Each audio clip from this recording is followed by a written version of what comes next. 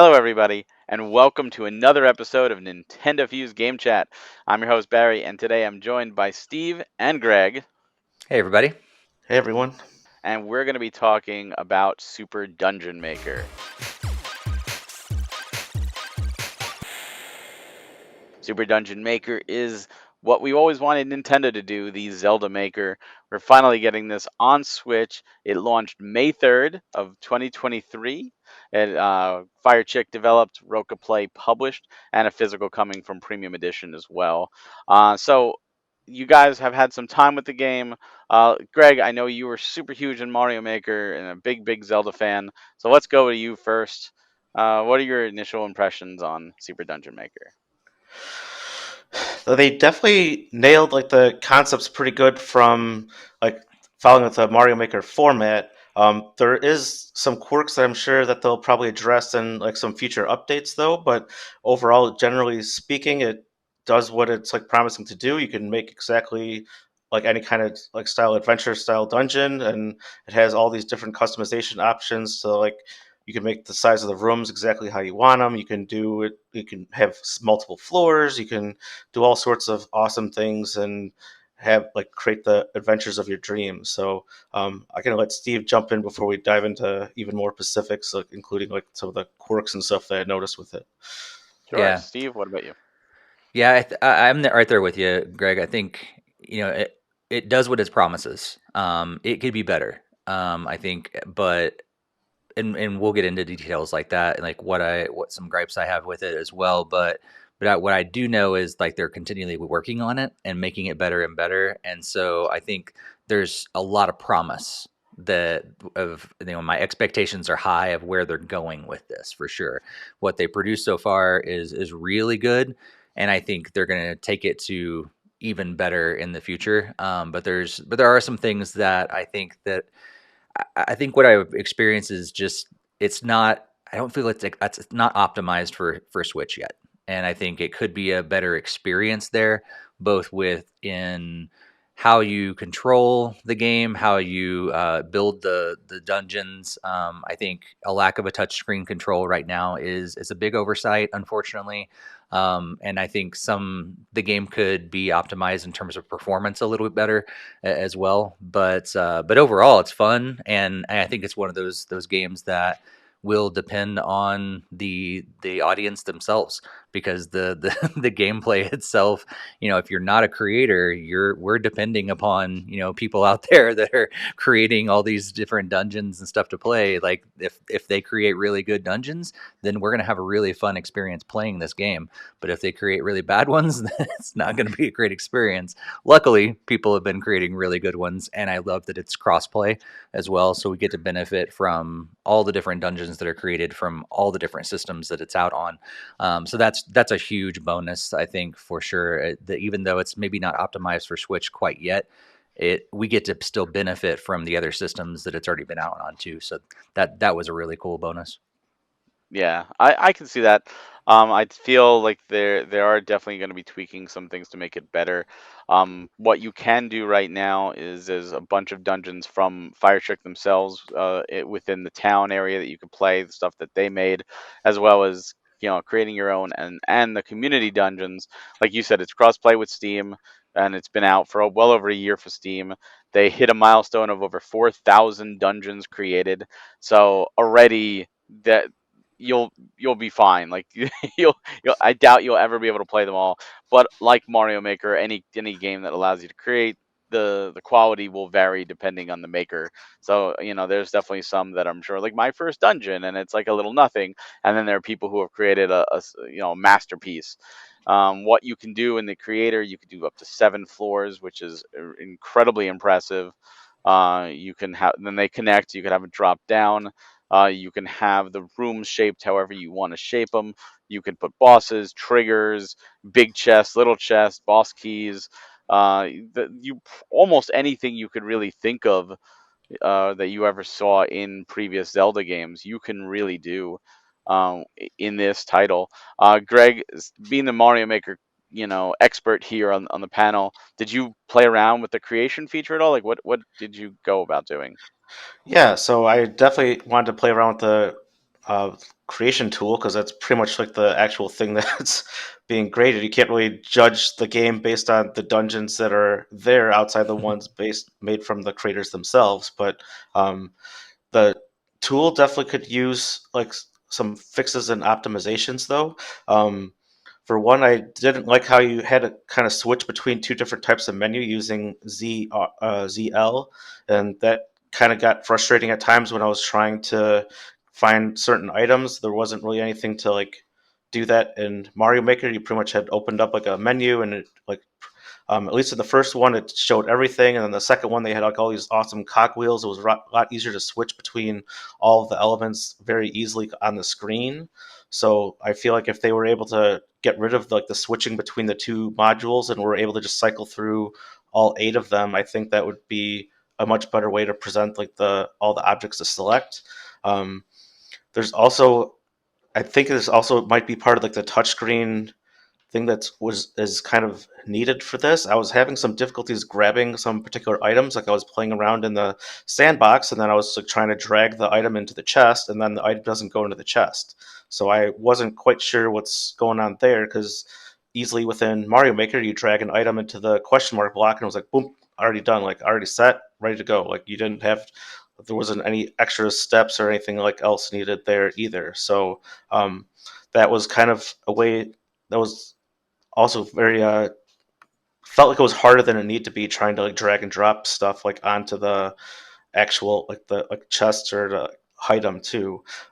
In terms of like the different triggers, like I felt like there's a particular order that you're supposed to like layer the stuff on because like I was like, oh, I'll have like this chest appear when I trigger this like switch I just added to the room, and then I'd put down the trigger, and then I was like testing it, and then like the chest was always there, and then like I had to like actually move the chest, put the trigger where I wanted like the chest to appear, put the chest on top of the trigger, and then it finally like synced up and worked. So like you have to like pretty much have like these step by step instructions to know exactly how to actually like get these to be synced up to work.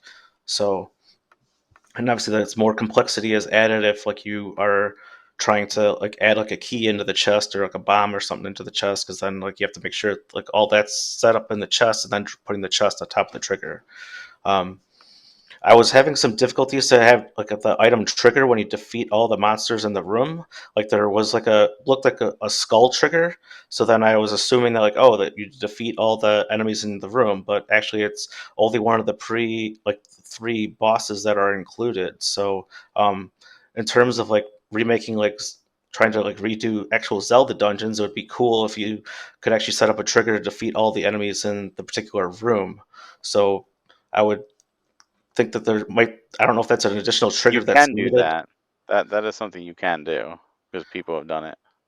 I wasn't it's not really quite explained to it because I only had 5 enemies in the room that I made and I defeated all of them and then the trigger wasn't going off. So like I Hmm. had to change the trigger to like a switch that you have to just push like a block onto it instead to activate the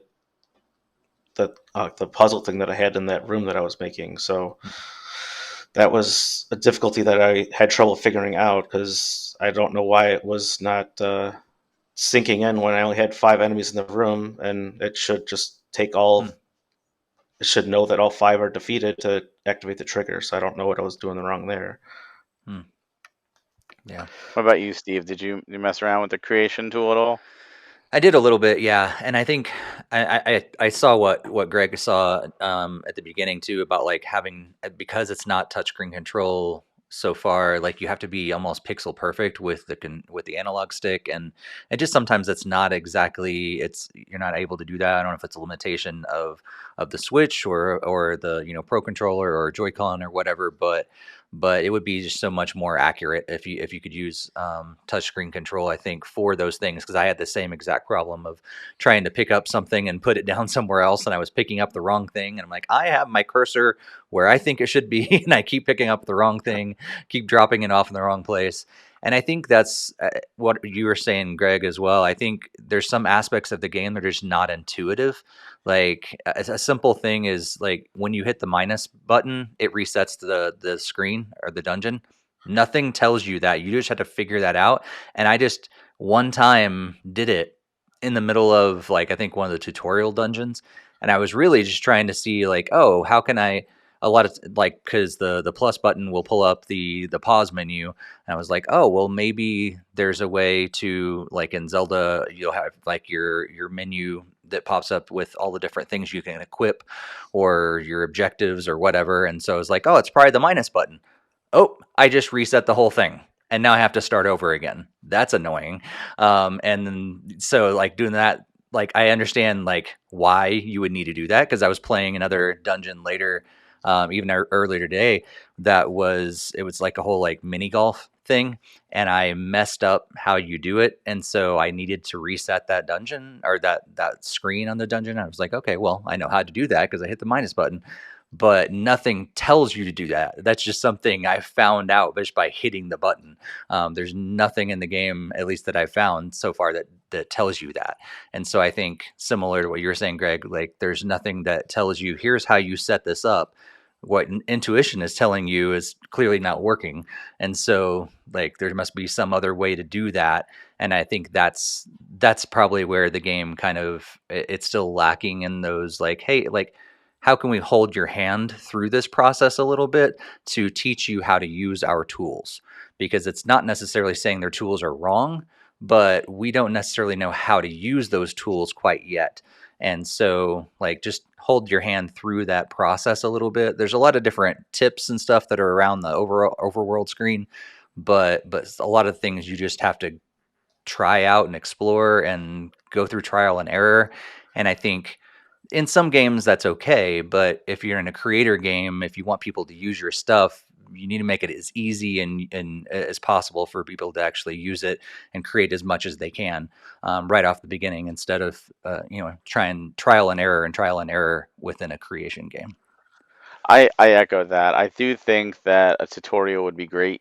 Uh, I do think they start you in the game when you boot it up. You know, you start in a dungeon, and the idea is to kind of show you, give you some ideas of what you can do, and that would be really cool if and make it optional, make it so you're not forced into this, but an option to bring up a tutorial where it's like let's create your first dungeon first, let's place the room here, here's how to draw rooms, now let's do doors to connect, let's try triggers, and have that so you can go through and create this tutorial dungeon, and then you oh, now I want to go off my own, now I know how it works. I do think the game would absolutely benefit from that, and I think that would encourage more people to create. I definitely echo that. As for like Greg was talking about getting everything all there as opposed to hitting ZL, that most likely is a product of the Steam, bringing it over to Steam, and like Steve, mentioned about optimization for Switch, because the game is, just came out. You could tell like we wanted to make sure we got it running on Switch. Now we're gonna in the optimization stage, and we're gonna optimize it for Switch. That I completely echo and I completely agree. That from what I experienced when creating, I was blown away by what you can do, especially compared to Link's Awakening, which is the closest thing we have to compare. This is night and day difference. This is the legit thing. So now we talked about creating dungeon. Let's talk about the actual gameplay. How does it feel to play the dungeons? Greg, how for you your experience with not only the Roca play, dungeons that you stumbled upon that were made by the developers, but your experience with playing user created dungeons.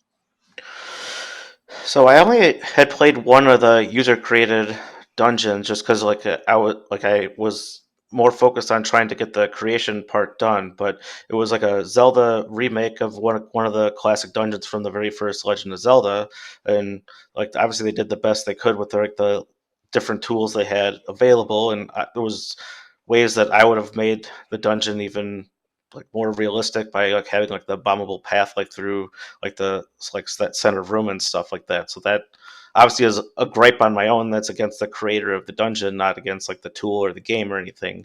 But like actually playing through them, like that feels like pretty seamless. I mean, there's times where I wish like the think would move a little bit faster or something, but he seems kind of like on the slower side. But there's nothing really wrong with that. I mean, it's not really meant to be like speed run and like going through like Sonic speeds or something. Like you can cross like the entire dungeon in like a second or anything. Obviously, there's not asking for anything like that, but I feel like he could be sped up like a little bit, like at least for some of the movement, because I some of the traps are a little bit harder to dodge because like he's not very fast.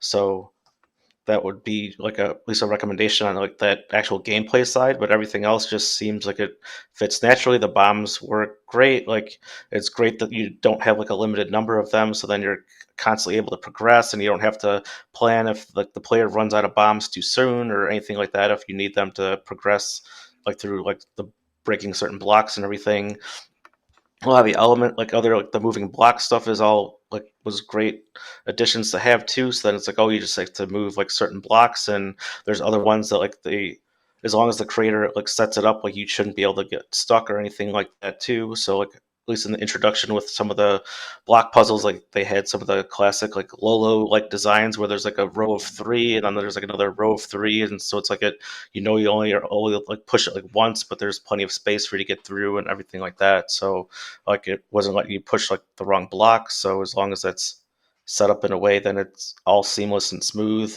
So I mean, everything for gameplay wise seems pretty good. My main thing is just like it would be nice to have like a, if he was able to move a little bit faster, and even like using like the control stick, it is kind of like almost jumpy and not quite super accurate either, because it's like I was trying to like get close to defeat like one of the plants across like a gap, but then like if I approached like, it was kind of hard to get like right on the very edge of it to actually combat it. Instead, I kept like walking off into the pit. So it needs a little bit more like precision, at least for like his like actual movements and stuff.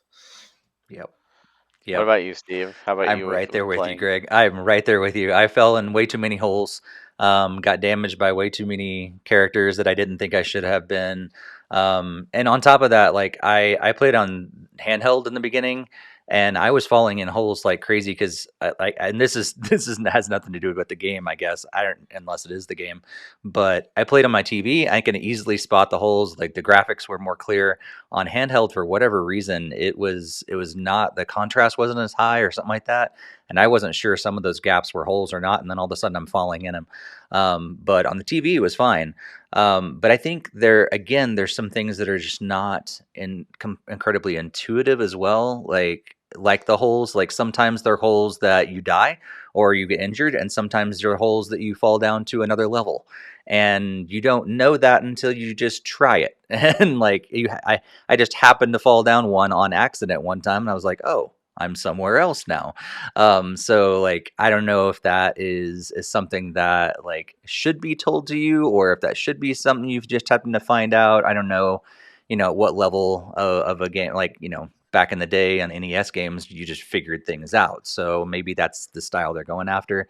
But then there's other things that, yeah, I think the speed could be increased as well. It did feel a little sluggish sometimes. I think possibly from the character mostly, and he's a little, I mean, he's a more round, chicken, and so sometimes that plays into like where you think he is, like in terms of trying to be pixel perfect, like on an edge, like you want to get as close as you can, or like where is that mark where I went too far. And sometimes maybe that's a limitation of the analog stick. It's just like a little bit too sensitive or not sensitive enough or whatever.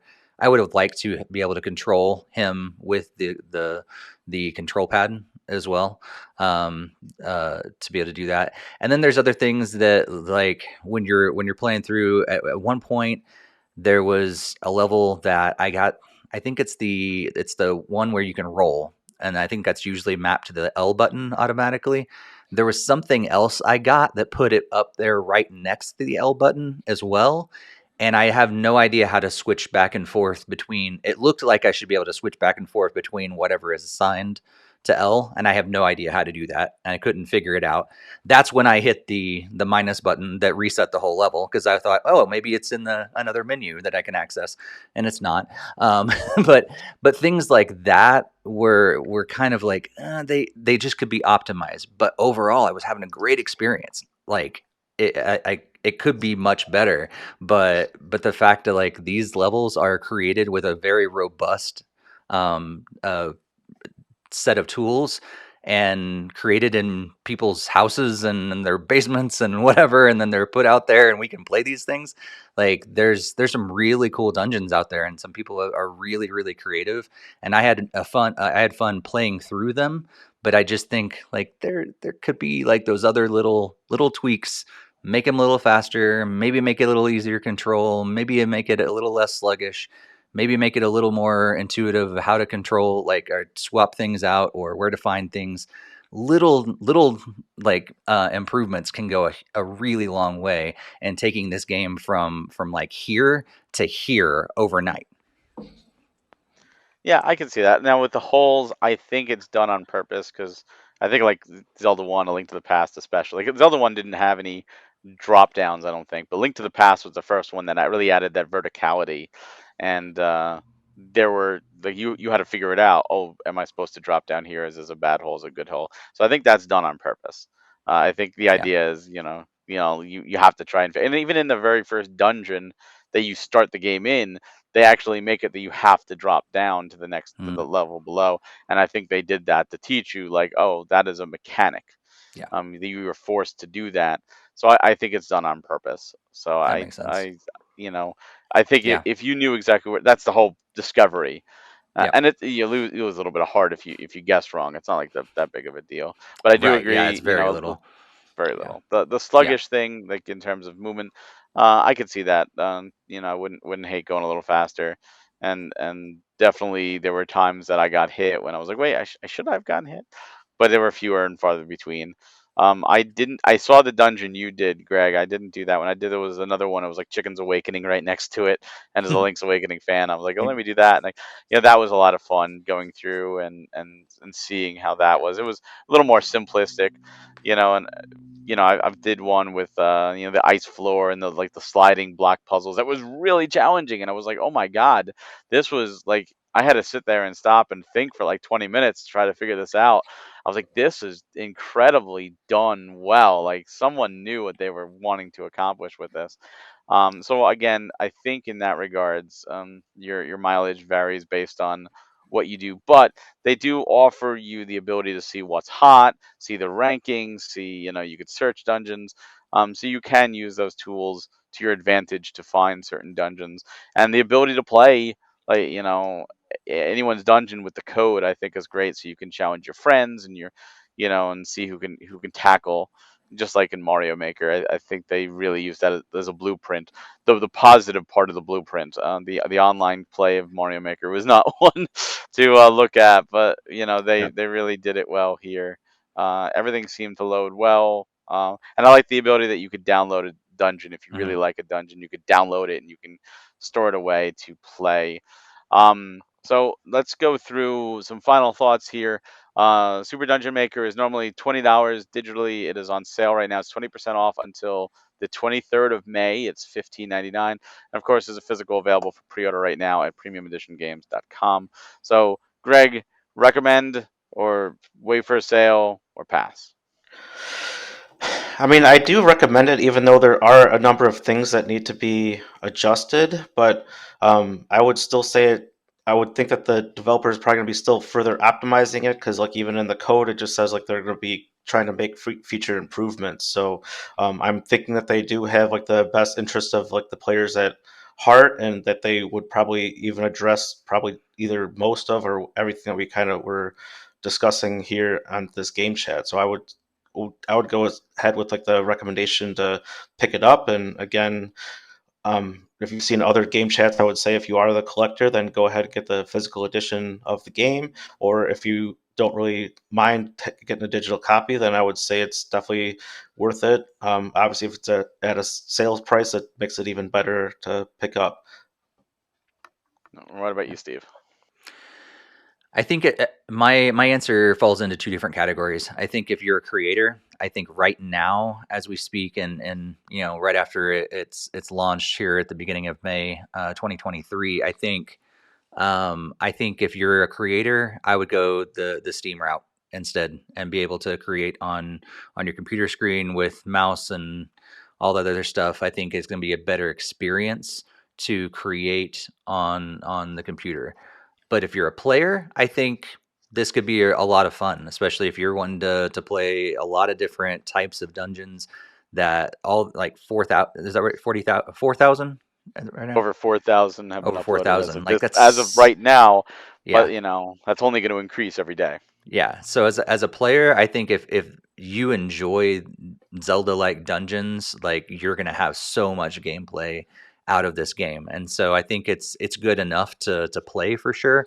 But I think if you're going to be a creator, I would stray away from the Switch version for now, until they do optimize some of the tools a little bit better, because I think you're gonna have a better experience creating on another system that has better controls with mouse and things like that.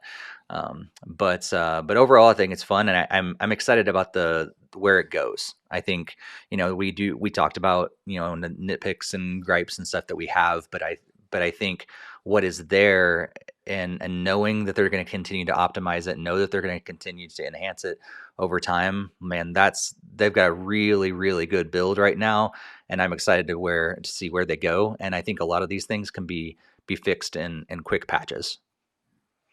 I think that's why there's that message when you start up to Hmm. let you know, like we're still working on this. This is not the final version.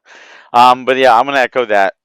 I do think creating dungeons is gonna be easier on Steam with the mouse. Um, Not that it's impossible with the Switch, because it's absolutely completely possible. You just need a little more patience. Hopefully, they address some of the little issues and add touch support. I think it'll go a long way in terms of creating on Switch. As for gameplay, it plays fine for me on the Switch. It's enjoyable as a Zelda fan to be able to go through these dungeons and just explore and have fun. And you said I'm really excited to see where they go from here. But I absolutely do think it's worth picking up, in any capacity, and give these very talented developers some love. Again, like I said, the physical's available, or if you're just a digital person, you can get it on sale right now. Well worth the price, especially because you virtually have infinite gameplay. As long as people keep creating dungeons. But even if they stop, you have 4,000 to go through. That's a lot of content.